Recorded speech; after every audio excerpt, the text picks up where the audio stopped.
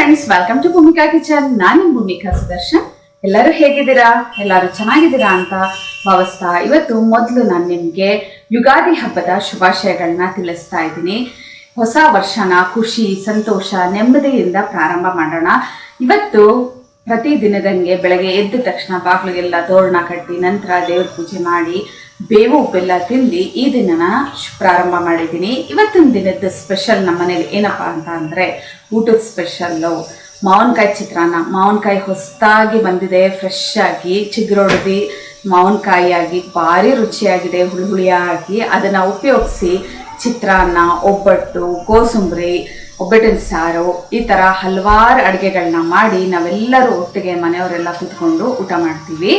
ಏನಪ್ಪ ಭೂಮಿಕಾ ಅವ್ರು ನೋಡಿದ್ರೆ ಅವರೊಬ್ಬರೇ, ಅವ್ರ ಯಜಮಾನ್ರು ಇಬ್ಬರೇ ಅಂತ ಹೇಳ್ತಾರೆ, ಆದರೆ ಇಷ್ಟೊಂದು ಅಡುಗೆಗಳು ಹೇಳ್ತಿದ್ದಾರೆ ಅಂತಾನೆ ಇವತ್ತಿನ ದಿನ ನಮ್ಮ ಮನೆಯಲ್ಲಿ ನಾನು ಯುಗಾದಿ ಹಬ್ಬ ಆಚರಣೆ ಮಾಡಲ್ಲ. ಅದ್ರ ಬದಲಾಗಿ ನಮ್ಮ ಅತ್ತೆ ಮಾವ ಇರೋ ಕಡೆ ಹೋಗ್ಬಿಟ್ಟು ಅವ್ರ ಮನೆಯಲ್ಲೇ ನಾವೆಲ್ಲರೂ ಸೆಲೆಬ್ರೇಟ್ ಮಾಡ್ತೀವಿ. ಎಲ್ಲ ಹಬ್ಬದ ಊಟನ ಮಾಡಿ ಖುಷಿ ಸಂತೋಷದಿಂದ ಇವತ್ತಿನ ದಿನನ ಕಳೀತೀವಿ. ಯುಗಾದಿ ಹಬ್ಬದಲ್ಲಿ ಯಾವಾಗಲೂ ಪಂಚಾಂಗ ಶ್ರವಣ ಮಾಡಬೇಕು ಅಂತ ಅಂತಾರೆ. ಪಂಚಾಂಗ ಶ್ರವಣ ಅಂದರೆ ನನಗೆ ಕೂಡ ಏನು ಅಂತಲೂ ಗೊತ್ತಿರಲಿಲ್ಲ. ಮೊನ್ನೆ ನಮ್ಮ ಅತ್ತಿಗೆ ಬಂದಾಗ ಅದ್ರ ಬಗ್ಗೆ ಡೀಟೇಲ್ಸ್ ಎಲ್ಲ ತಿಳಿಸ್ಕೊಟ್ರು. ಪಂಚಾಂಗ ಶ್ರವಣ ಅಂತ ಅಂದರೆ ಈ ವರ್ಷದಲ್ಲಿ ಏನೇನು ಅಂದರೆ ಒಂದು ಮಳೆ ಬರೋದಾಗಿರ್ಬೋದು ಅಥವಾ ಕಾಲ ಋತುಚಕ್ರಗಳು ಹೇಗಿರುತ್ತೆ ಅನ್ನೋದು ಈ ಪಂಚಾಂಗದಿಂದನೇ ಎಲ್ಲ ಗೊತ್ತಾಗ್ಬಿಡುತ್ತಂತೆ. ಅದರಲ್ಲೂ ನಮ್ಮ ಈ ಕಡೆಯವರೆಲ್ಲರೂ ಒಂಟಿ ಕೊಪ್ಪಳ ಪಂಚಾಂಗನ ನಾವೆಲ್ಲ ಓದೋದು.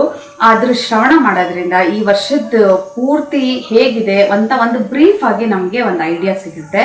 ಅದಕ್ಕೋಸ್ಕರ ಪಂಚಾಂಗ ಶ್ರವಣ ಮಾಡಿ ಎಲ್ಲಿ ಮಾಡೋದು, ಪಂಚಾಂಗ ಎಲ್ಲಿ ಸಿಗುತ್ತೆ ಅಂತ ಎಲ್ಲ ಇವಾಗೆಲ್ಲ ಟೆನ್ಷನ್ ಮಾಡ್ಕೊಳ್ಳೋ ಹಾಗಿಲ್ಲ. ಯೂಟ್ಯೂಬ್ ಚಾನಲ್ಸ್ಗಳಿದೆ, ಅದರ ಬದಲಾಗಿ ಟಿ ವಿ ಕೂಡ ಇದೆ. ಎಲ್ಲ ಚಾನಲ್ಗಳಲ್ಲೂ ಈ ಪಂಚಾಂಗ ಶ್ರವಣ ಮಾಡೇ ಮಾಡ್ತಾರೆ. ಇವತ್ತಿನ ದಿನ ನೀವು ಕೂಡ ಈ ಯುಗಾದಿ ಹಬ್ಬದ ದಿನ ಪಂಚಾಂಗ ಶ್ರವಣ ಅಂದರೆ ಕೇಳೋದ್ರಿಂದ ತುಂಬಾ ಒಳ್ಳೆಯದಾಗುತ್ತೆ. ಈ ಥರ ಇವತ್ತಿನ ದಿನನ ಶುರು ಮಾಡಿ. ಜೊತೆಗೆ ಈ ಹಬ್ಬದಲ್ಲಿ ಮತ್ತೊಂದು ನಾನು ನಿಮ್ಮನ್ನು ಕೇಳ್ಕೋಬೇಕು ಅಂದ್ಕೊಂಡಿದ್ದೀನಿ. ನನಗಂತೂ ತುಂಬಾ ವ್ಯೂಸ್ ಕಮ್ಮಿ ಆಗ್ಬಿಟ್ಟಿದೆ.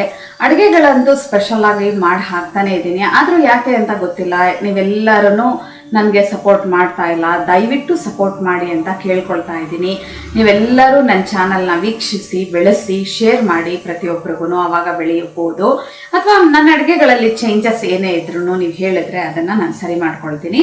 ಇದಿಷ್ಟು ನಾನು ನಿಮ್ಗೆ ಈ ಯುಗಾದಿ ಹಬ್ಬದಲ್ಲಿ ಕೇಳಿಕೊಂಡು ಎಲ್ಲರಿಗೂ ಯುಗಾದಿ ಹಬ್ಬದ ಮತ್ತೊಂದು ಸಲ ಶುಭಾಶಯಗಳನ್ನ ಹೇಳ್ತಾ ಇವತ್ತಿನ ದಿನನ ಮುಗಿಸ್ತಾ ಇದ್ದೀನಿ. ಎಲ್ಲರಿಗೂ ಯುಗಾದಿ ಹಬ್ಬದ ಶುಭಾಶಯಗಳು ಮತ್ತೊಂದು ಬಾರಿಗೆ.